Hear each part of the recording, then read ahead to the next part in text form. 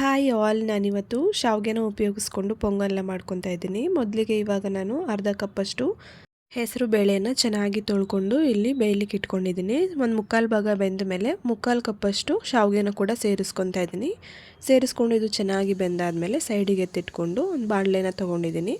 ಇದಕ್ಕೆ ನಾನಿವಾಗ ಸಾಸಿವೆ, ಜೀರಿಗೆ, ಮೆಣಸು, ಹಾಗೆ ಹಸಿರು ಮೆಣಸಿನ್ಕಾಯಿ, ಶುಂಠಿ, ಕರಿಬೇವಿನ ಸೊಪ್ಪು, ಹಾಗೆಯೇ ಗೋಡಂಬಿ ಮತ್ತು ಕಾಯಿನ ಹಾಕ್ಕೊಂಡು ಚೆನ್ನಾಗಿ ಫ್ರೈ ಮಾಡ್ಕೊತಾ ಇದ್ದೀನಿ. ಇನ್ನು ಇದೆಲ್ಲ ಚೆನ್ನಾಗಿ ಫ್ರೈ ಆದಮೇಲೆ ಒಂದು ಅರ್ಧ ಸ್ಪೂನಷ್ಟು ಅರಿಶಿನ ಸೇರಿಸ್ಕೊಂಡು ಚೆನ್ನಾಗಿ ಫ್ರೈ ಮಾಡ್ಕೊತಾ ಇದ್ದೀನಿ.